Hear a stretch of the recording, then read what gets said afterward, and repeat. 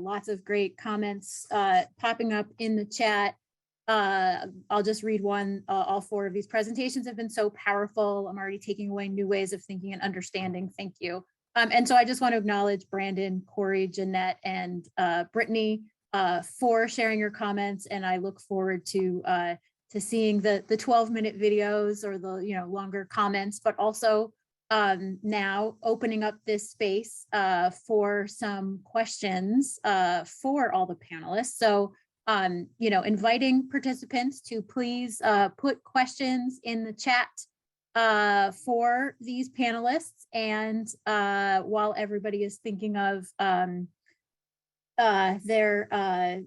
how to address the burning questions that they have in their brain that these presentations have inspired, I will kick us off with a question. And I think, Jeanette, I think you're the one who brought this up, specifically partnering with HBCUs, historically Black colleges and universities, or other minority serving institutions.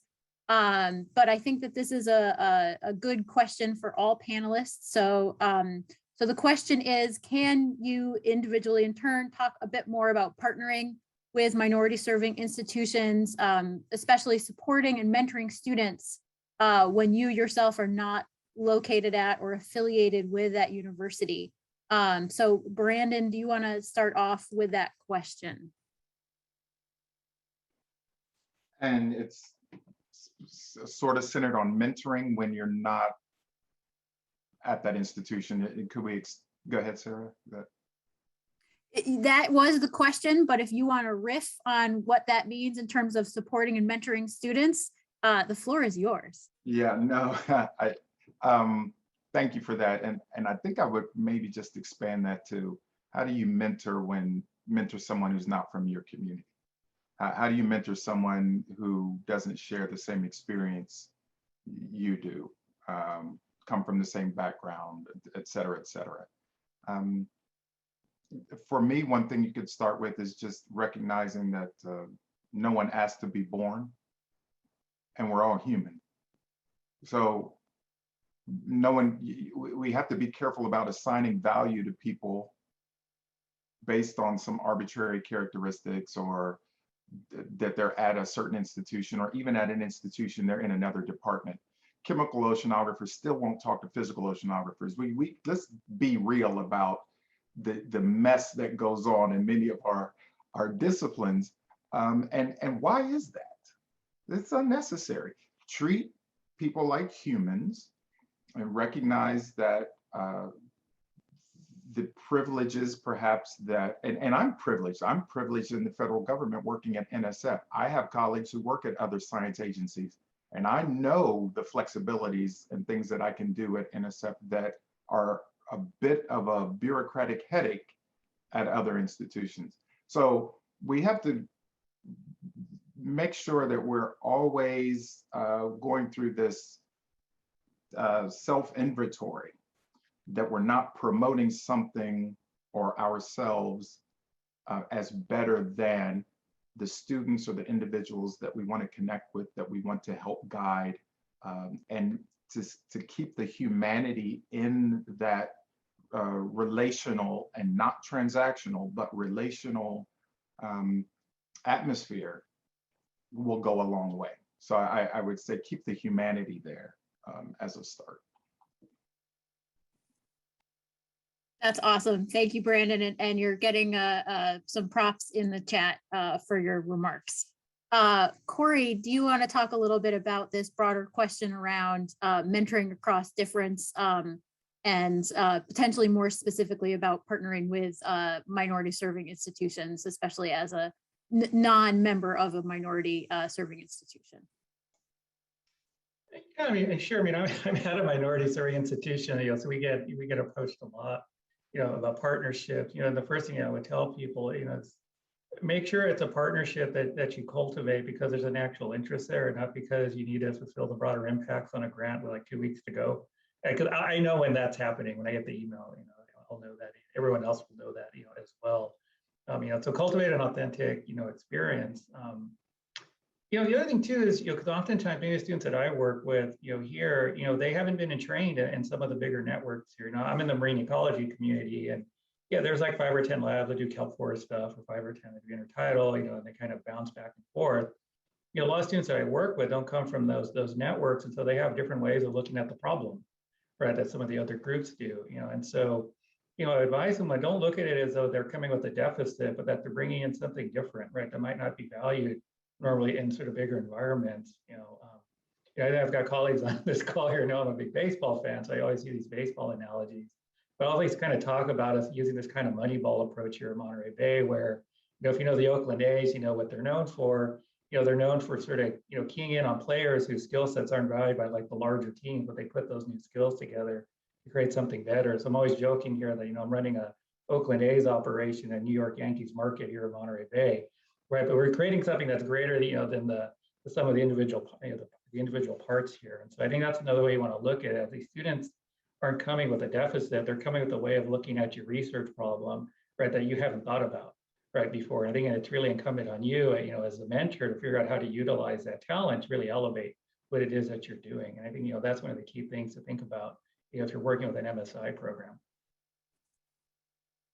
Thank you, Corey. And I hope that your program also has the budget of the New York Yankees as well, to keep it moving through space.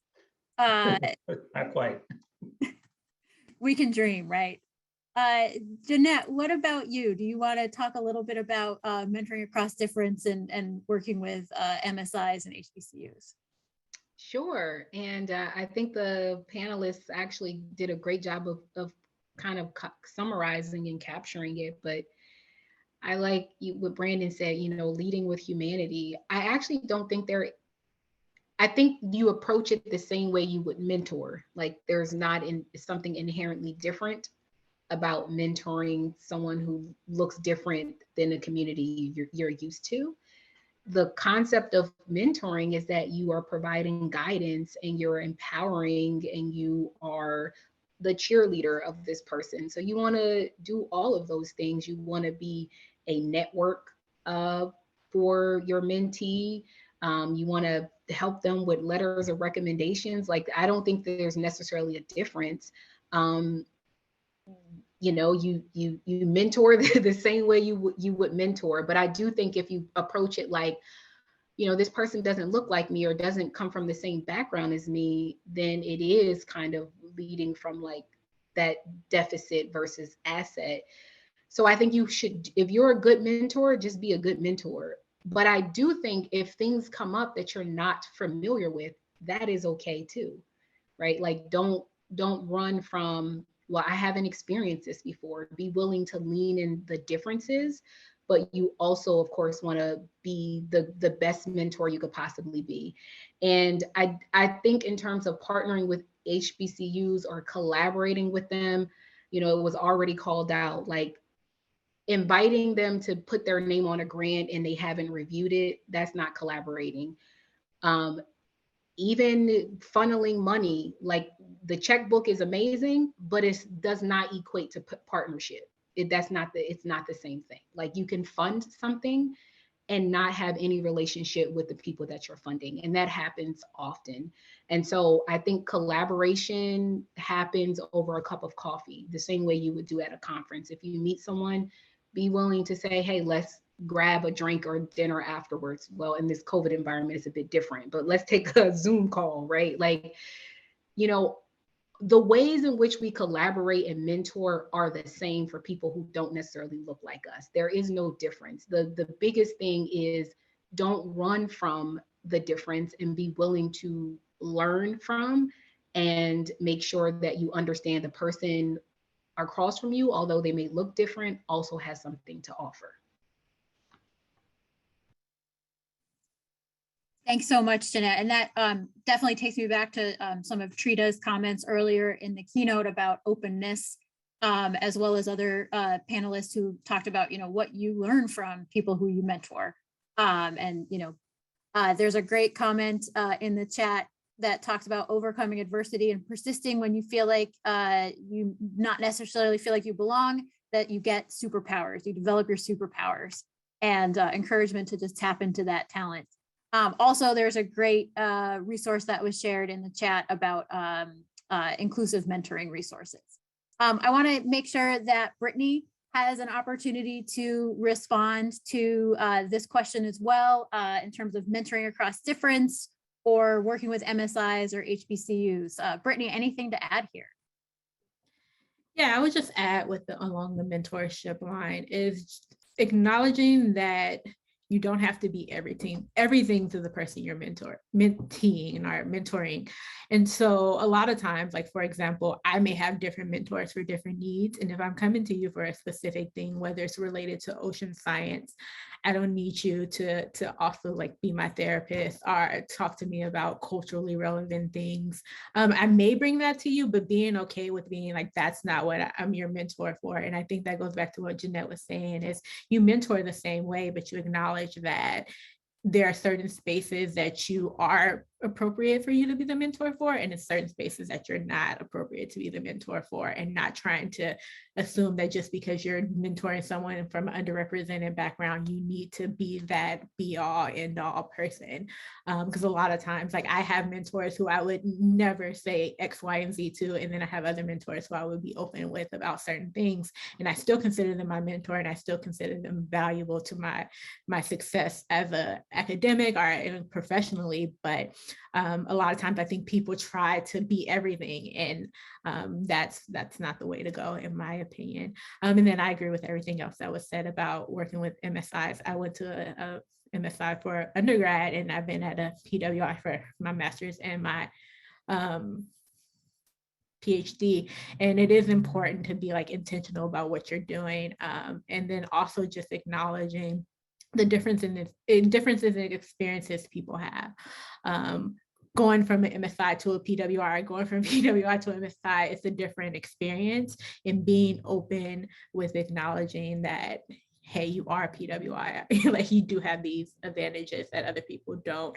And so when you reach out to other groups, you need to be aware that you're not coming out, you're not being extractive. Yeah. Thanks so much for that, Brittany. And you know, you're getting some love in the chat about this advice, and you know, the idea of having many mentors and mentors serving different roles for the different things that you need them for, and that, you know, as a mentor, you don't have to be everything to everyone. So I'm going to switch to a question that we received in the chat. Sorry, it took us a while to get here. But I promise we're capturing all of your questions, so please continue to put them in the chat. So Jeanette, I think you were the one who was the progenitor of the idea during today's conversation, today's panel, about the myth of the meritocracy, and recognizing that there are different ways of being awesome in science. And I think all panelists kind of talked about this a little bit. And that this is really a hard thing for academic communities to shift. And so wondering if all of the panelists want to share any ideas that they have about that idea of myth of the meritocracy, and that there's different ways of being awesome in science. And Jeanette, since you kicked us off, do you want to tackle this one first? Sure. Yeah, I'm a scientist. I love science, so I lead with science, right? Like I tell people, like, you actually are not limited to what you can do in science. If you love science, go pursue it, go talk about it, go be engaged with it. Now, there is something called work that pays you for your skill set, your 9 to 5. That is okay. You want to pursue that too, right? Like, so, you know, if you choose to work in academia and this is your area and your topic that you want to pursue and write grants about and educate people on, wonderful.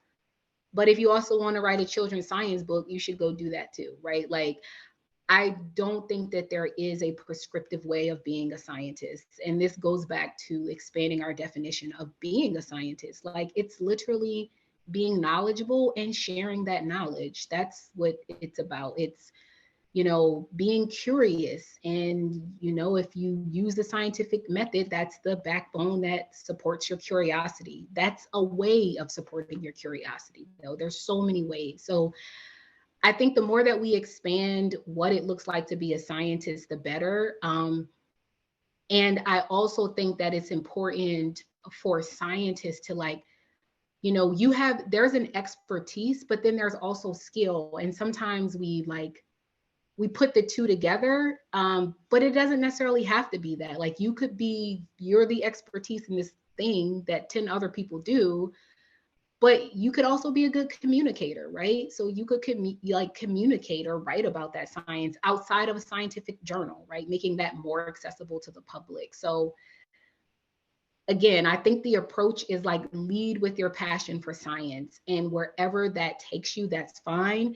Of course, you don't want to neglect your 9 to 5 and where you get your pay, but that is only a scope of what you do within an hour that you are being paid for your work. Outside of that, share your gifts. What else needs to be said? Share your gifts. Hold on, I have to write that down. I wonder, thank you, Jeanette. Those are really great comments. I wonder if we can pivot, Brandon, if you want to talk about this, the myth of the meritocracy, different ways of being awesome in science. And there was sort of a follow-up sort of addendum to this question being asked in the chat. If you have any examples of how including different ways of knowing or what is valued in science was integrated successfully into your training or your professional sphere. So not to keep piling on the question, but just to give some more nuance and nuggets to address. So Brandon, are you ready to tackle this one? The last one, and not much to offer after Jeanette's comments, I mean, because they were spot on.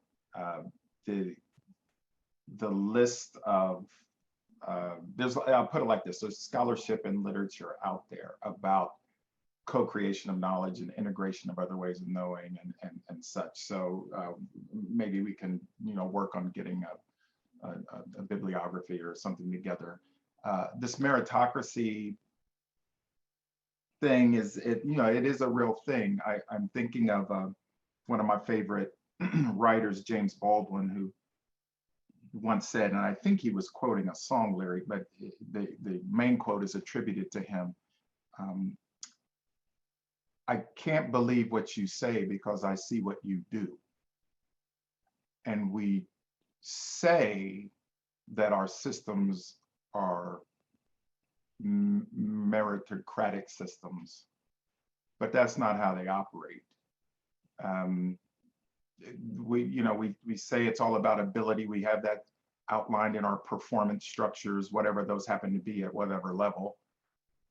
But then when we peel back, really who gets the promotions and who gets tenure and who gets the awards and all of that, as the cryosphere section of AGU blew up this year because they just weren't going to continue to promote this meritocracy, but that's not how it's been operating over the years. It's who and who was in the main group and all those kinds of things. So in many ways, it is a myth. It is a idea to reach towards, but this goes all the way back into U.S. history, that certain groups have a structure that they have to work in, and they can only move up so far, a glass ceiling or something like that. But other groups can dance around outside of that structure and kind of be free to do what they want, and then end up as gatekeepers in a bad way, in a meritocracy. And when they really didn't have to go through the steps that everyone else has to go through. So, this is when we're talking about a systemic issue. So every point in the system has to be investigated and interrogated and dealt with, because there's no magic bullet. So one thing here and a couple of initiatives there and such, we're not going to make any progress. We have to operate with intent across the entire system. And one of the things is communicating over and over again how things really are done, and not even perpetuate the use of terms like a meritocracy, because we see how things happen. There's way too much evidence out there that it's not a fair system. So thanks, Brandon. I think that, you know, that Baldwin quote is so powerful about, you know, actions speak louder than words. And, you know, we can call it a meritocracy all we want, but if that's not what's actually, you know, happening, then it's not. Corey, and I also want to mention, Brandon, you also mentioned sharing a bibliography on, you know, integrating different ways of knowing. And I just want to call out, there's been some great resources shared in the chat that we are capturing. And so perhaps, you know, we'll put a spot on our website for a shared biblio for some of these resources. So I wanted to turn this question to Corey about myths of the meritocracy, or, you know, examples of including different ways of knowing or what's valued into programs. Because I know this was something that you mentioned during your presentation, and I know is central to your work. So if you wanted to address those questions, Corey. Sure. Yeah, I mean, I think Brandy hit on a lot of it. I mean, I've seen a lot of it too. You know, it's one of the things I always found ironic about the meritocracy, that, you know, it gets used to promote science, but it's also a way to, how do you say, resist change. I've always found it somewhat ironic in certain scientific fields that there's a diversion to change, but that's actually what your goal is supposed to be, is in the end with your research, right? It's to cause change in this case. You know, and I see a lot of that. You know, there's another society I was in, we just had this conversation where some of the members were concerned about the DEI efforts in that society because it was different, right? Really what it was is that it was causing a change in the society about how they did research. It really, what it was more broadly is what it was, is it's taking away sort of their identity as a scientist, and it has to shift to being something else, right? And it's also a shift from, you know, the resources they were used to getting, you know, at one point in time. And so there's a lot of that gets tied up, you know, in that meritocracy. That's not just, you know, bringing in people that you know, but it's also you're losing access to certain resources that you might have been used to having. Right? There's like some programs I get asked about, like, why I don't apply for grants with them, and my response is because I already know who's going to get the grants. It's always been the same groups getting the same grants for, you know, the last 20 years. And, you know, and I can write the greatest grant in the world, but I already know who's going to get the grant because that's how things have always been done, right? In that case, right? And it is out there. I mean, it's out there. You know, I don't think, you know, we dispute that. You know, I don't know if maybe people are familiar with that paper, but it's one that I bring up a lot. It was the diversity innovation paradox paper, right? And that's kind of a classic example of that, where the group from Stanford, where they did this analysis. I think it's something like 50 years of PhD theses, and the more often than not, they found that the students who identified as underrepresented or minority were innovating at a higher rate than non-minority students, but they weren't being rewarded in the job process.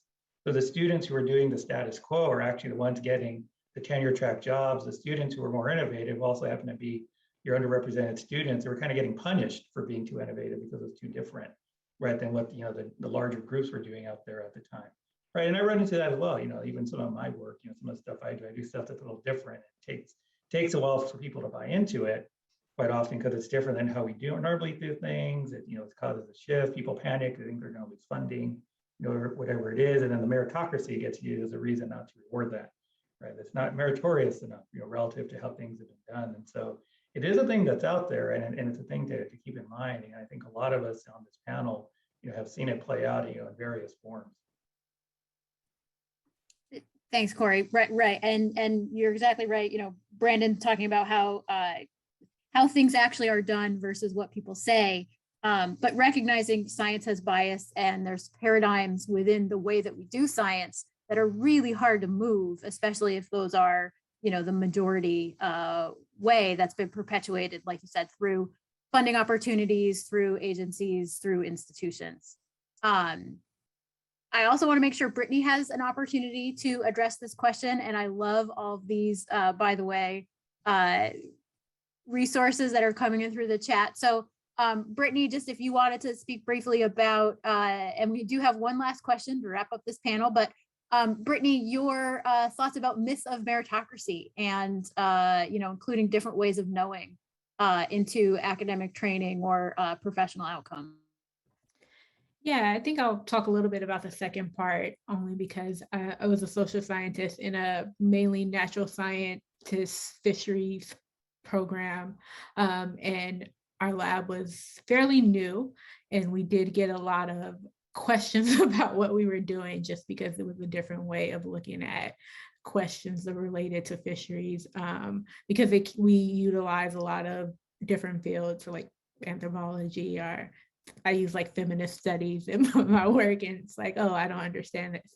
And so I do think a lot of times it did get to this point where, for me personally, I'll be in a lot of spaces where people will be like, oh, well, that's social science, or oh, like kind of devaluing like the work because it's not traditionally what they're using or it's a different method. And so I do appreciate spaces that do create that. So like, for example, my department was helpful in that we did have that space. And although we did have challenges and we ran into professors in our departments saying like, they never heard of interesting social science presentation or like random things like that that you have to deal with.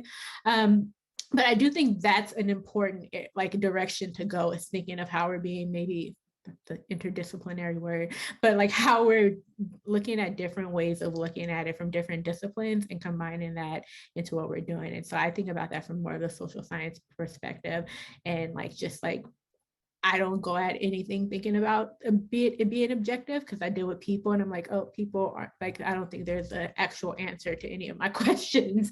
But I do think that is one way that we always think about it. So how are we looking at, similar to what has been said already, but looking at different fields or looking at different ways people have approached things and finding out what we can pick and choose and pull to find the best path forward. And so I guess that's my only example of a way that it's worked in academia, although I can tell you it's still a struggle, and I am in spaces all the time where everyone's a social scientist, which is fine if you are a social scientist, but also it's just like there is a devaluation of having different people from different backgrounds. And so how are we acknowledging that just in the academic state, but then also different forms of knowledge versus like if you look at feminist study, they talk about situational knowledge of like where you are situated and how that knowledge comes into play, or you have local knowledge. There's a ton of different ways. But going back to what Brandon said, you have who the gatekeepers are and who allows you to talk about certain things or who allows certain things to get pulled forward. If we don't address that, then just going to kind of keep going in circles. And thanks, Brittany, also for reminding us that, it's about humanity, right? We're all humans. It's going to be messy. And, Brandon's point about how marine chemists can't talk to marine physicists. So, the fact that social scientists are having trouble integrating into a largely, natural science space, but then also feeling, perhaps separation from the social science community, that's a real thing. So thank you for sharing that personal perspective on that. And there's also Brandon put in some supportive words in the chat for you as well. Are we doing good science if we're devaluing social science experts because we're trying to integrate as many perspectives as possible? So, should we be promoting multiple ways of viewing a problem? So there is one last question that was shared in the chat. And so, and we have about 5 minutes left for the panel. So I think what I'm going to do is I'm going to read this question and then we'll do lightning round. So whoever buzzes in first from the panel gets the first crack at this, and hopefully there'll be time for the other three panelists to also reflect. So the question reads, there are many initiatives creating fellowship opportunities for minorities and historically marginalized and oppressed students, but that puts a lot of the burden on the early career students to succeed. Rather than, the responsibility really being on making sure that the water, the environment, the mentors, the advisors are really promoting belonging.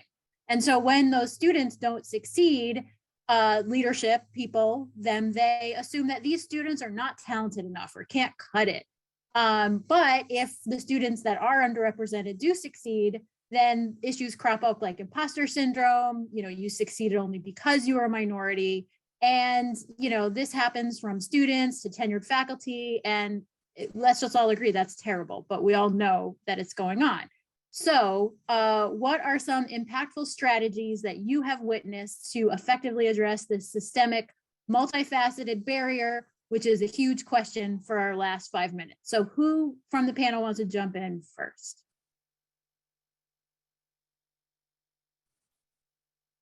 Nobody, because it's such a huge question. I'll go first. Thank you, Jeanette. So this is a tough question. I mean, it's a big question. I don't think that there's one approach or one answer, because it's such a big problem that you need all hands on deck to include this. I mean, to address this. But the first thing I would say, it's important to break down, and I think the question, the person who put the question in the chat is kind of getting at this, the distinction between the minority or underrepresented person or groups in the system versus people who are kind of upholding the system. They both have different roles to play, right? I think that there is a lot of burden a lot of times for the person who's experiencing difficulty or oppression to kind of like share their journey, their experience, to help others a part of the system to understand, and that's not the burden. Like you like, I've learned that I don't have to carry that weight. So I think for the people who are playing a role in the system, it's actually your job to work to dismantle it, not people who are underrepresented. So like, I think that's one thing to address. And people who are underrepresented can't address that for you. So I think fundamentally there's some work to do, but only those groups can do that work. And for the people who are experiencing difficulty because they are underrepresented or they're traditionally not accepted as they are and all of that, again, not a plug for Black and Marine Science, but I think that there are so many groups that are tailored now to help students through this process, because it's not a conversation, it's a community. You really need a community to matriculate throughout this system, and you need it constantly all the time. So again, Black and Marine Science exists, Black women in ecology, evolution, and marine science, minorities in aquaculture, minorities in shark science. Like, all of these are groups that are dedicated to building community for people of color. And so I encourage professors, universities to get their students of color engaged and involved, because we offer everything from workshops, trainings,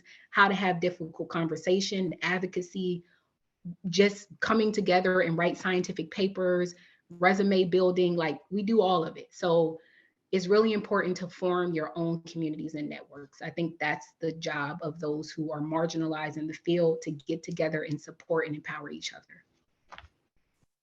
Jeanette, thank you. You've unleashed a torrent in the chat. People are calling out different groups, communities to help foster spaces for these conversations. So thanks for kicking that off. Other three panelists, does anybody want to follow up and talk a little bit about, how to effectively address this barrier? I'm going to chime in a little bit as well. I mean, the other part sometimes gets overlooked. It's also having, an honest conversation with the student about, what they're about to get themselves into. I had an undergraduate mentor who was really good about that, and I run into in other programs where at the undergraduate level, like, so many barriers are removed that, I've seen those students go to graduate school, and then it's a shock when it's a completely different environment.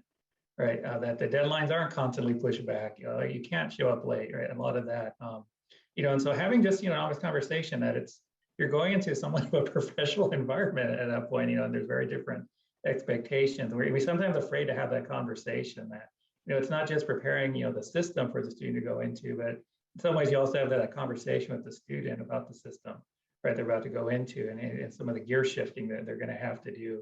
As part of it, and I was fortunate to have that, I went, I had a really great mentor as an undergraduate, who prepped me for that. When I got to Santa Barbara, like, oh, okay, yeah, this really is, kind of what he was talking about. Now I really understand, how the speed is ramped up, to some extent. And then we had that conversation about finding your group as well. There's, you'll find, it was probably just my experience that I had a unique situation.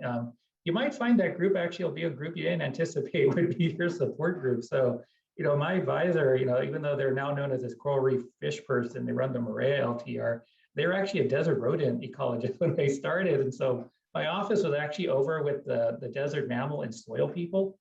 And, they actually felt excluded in the program because at the time the ocean sciences was so big at Santa Barbara. they were kind of like the excluded group there. And so I actually would have lunch with them. And so we found support in other ways over there as well. And so I wasn't afraid to kind of just break, not even just, break out of my culture group, but to actually connect with other groups as well, where I had a support structure, built in. And so that was another thing I had to get used to. It was, kind of breaking down barriers. But these were folks who didn't come from my background necessarily, right? But we kind of had this shared thing. We shared this space. I shared office space with somebody who worked on mud and bees. And so I was in a very different spot over there. And so I had a very unique, experience. And that's another thing, we have to, I think, get students comfortable with. It's kind of breaking out into outside and kind of looking for other types of support groups that might be there as well, that you can sort of connect with. I think you're talking about diversity, Corey, diversity of opinions and fields. Thank you. Brandon is writing books in the chat. Do you want to take the floor, Brandon, in our last couple minutes here? I was trying not to take the floor, which is why I was writing books. But I think the main point for me is that, and I think Jeanette or Brittany mentioned this earlier, that all of these different, I'll call them identity-focused groups are forming, and they're not just forming, even like the URGE initiative. They're not just forming to form, they're actually doing something, and it's being led by the early career graduate and undergraduate students. They're not waiting. So it's not, part of the change that I'm excited about is the discussion has moved from those of us who are in the system, what are we going to do, to, oh, we better get out of the way, because the critical mass that we used to talk about 20 years ago is here, and they are doing it, and they're going to do it. They're not waiting. But that doesn't mean there isn't an opportunity for mentoring and guidance as they're moving through. But like Phil Jackson with the 90s Bulls with Michael Jordan, my job's just to get out of the way and keep the gates open and connect so that when these young people and the change agents are coming through, they can have what they need and they can move and make the change that's necessary. Thank you. I'm glad that I was able to pull you out of just the chat, if only to get a Bulls reference for the group. Just last comments, Brittany, anything to say on this comment, being a early career change maker yourself, and any final advice for the group before we transition to our next piece?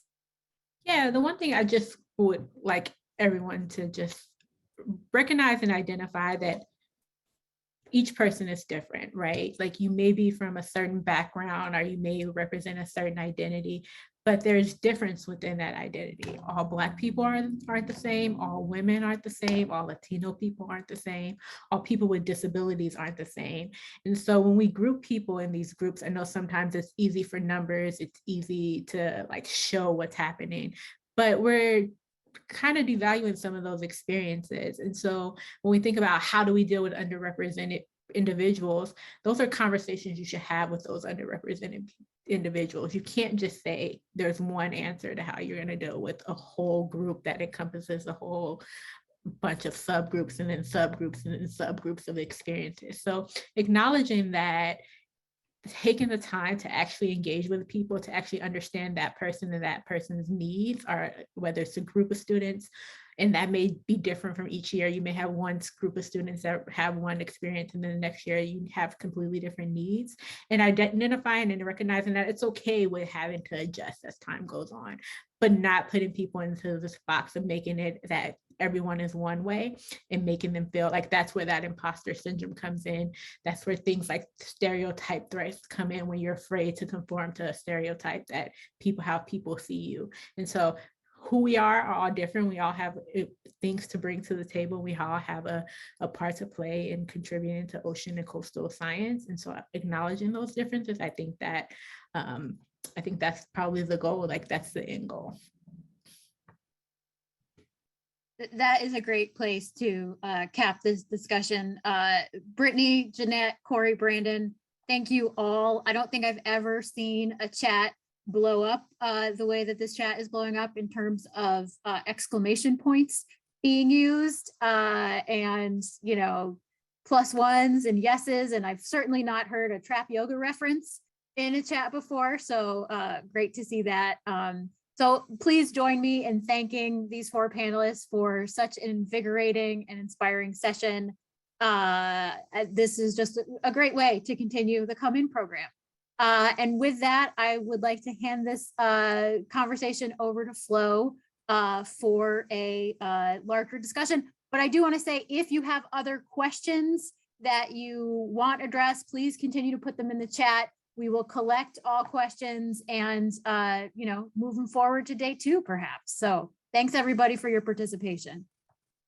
Flo, it's for you. Yeah, thank you, Sarah, for facilitating the panel discussion. Really appreciate all of the insight and perspectives. I'm just gonna give just some quick reflections on my part.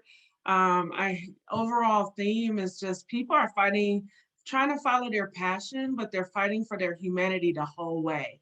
Imagine how much energy and time and resources that takes for a person to do that. If you have the privilege to follow your passion without fighting so much for your humanity, be privileged and then use your privilege to help other people not have to fight so much. I think be explicit about implicit bias through every process of your program. Being explicit about it, having open and honest conversations about it is going to get you further than not. Cultural competency is needed across the board. Anti-racism, anti-homophobia, anti-accessibility, like everything, all of that should be ongoing professional development for your organization. And you will see the benefits of that in partnerships, your organizational culture, and mentoring. If you have not done your homework in your own organization, and then you're reaching out to an MSI or a HBCU or another PWI, it's going to be a disaster, because you're just going to continue to carry on the systems of oppression with you without even understanding how you're perpetuating them. I think transparency and everything possible, this is first gen retention stuff, just having transparency through every part of your process, so that regardless of a person's background, they kind of understand what expectations are and how to manage it, or what the resources are. I also love the shout out to social science. I don't understand the divorce of geosciences and social science. It won't matter how brilliant you are with your science, your geoscience, if you don't have an idea of how to bring it to the people, or how to connect with communities, or how to understand what is important to them as far as priorities. You may come with a sense of priorities for a certain area or community, but those may not be the priorities of that community or what's happening. So the divorce, we need to get remarried or start dating again. The social science and geoscience, we gotta, it's just terrible. And then I think just 2 other things I'll say before I open it up. One, what are you teaching all sciences and backgrounds? What are your students who have dominant or majority backgrounds coming away with? Are you teaching them how to eradicate oppression in their field? Are you teaching them how to manage DEIJ issues in their work? If not, you're just helping them perpetuate the same systems that exist. And then the last thing I'll say is that with partnership and mentoring, the listening and real collaboration, I love the stress on real collaboration, not just throwing money, not just adding people, but actually getting them from the beginning of a project to let them lead it, center the marginalized in the process, as well as mentoring, and then be ready to do advocacy that may require you to address sexism or racism or homophobia or this terrible definition of meritocracy that we continue to perpetuate. So those are the advocacy piece will need to come with that, but you'll have to be culturally competent to even understand what might come up for folks. So those are just my personal reflections and thoughts from this group. So much has come from this. What I also appreciated are real examples, because people are like, what are real examples? Real examples have been given to you today. Real stories have been given to you today. And people have shared plenty of resources. So we have to do our homework regarding this. So I'm just gonna open it up, and then I know Angela also has some thoughts on system belonging and all the work that we need to do. But what are some insights you're taking away from what you heard from the panelists? And you can use chat, but I would love to also hear people verbalize in this time that we have together. So let me just add a few reflections that I have, or themes that I've been hearing. And it started with Trita's keynote presentation about the importance of having mentors. And I'm going to say this because in the work that I do that pays the mortgage, I work with a lot of undergraduate students. And undergraduate students right now are experiencing and wanting to be in mentoring programs, right? They are in peer mentoring programs. They are learning how to be mentors themselves. So then when they get to the master's and the PhD levels, they are already primed. And so they will be coming in looking to either be your mentor or get a mentor. So they're ready for this. And so for those of us who've been in the academy for many years and didn't have mentors, the shift has already begun, right? They want it. And so, and we're talking not only minorities and marginalized communities having that experience, but I think the shift is also that the dominant group is saying, I've got to get on board, and they're learning how to do this, right? So I think there's going to be a better understanding of what it means to have dominant, identify mentors, and then also minoritized or marginalized mentor or mentors coming from the minoritized or marginalized populations. I do want to emphasize this piece, and Flo did say, about the sense of belonging, because we can create that when we're doing our mentoring one-on-one or group mentoring, but how about the department? How about the institution?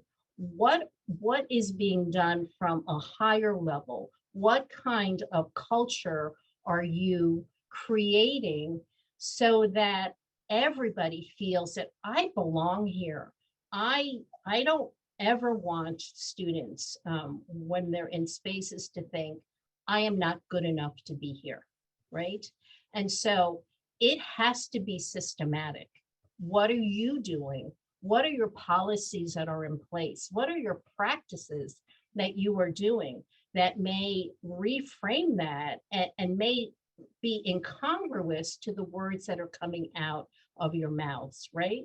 And so when we think about sense of belonging, it has to permeate everything that we are doing, or we're going to lose critical people.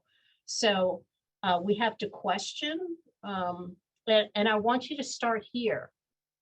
And I want you to look around your own offices, because even our own offices can be turnoffs to the people that we're trying to bring in, right? And just think, does your office represent a place where people see themselves?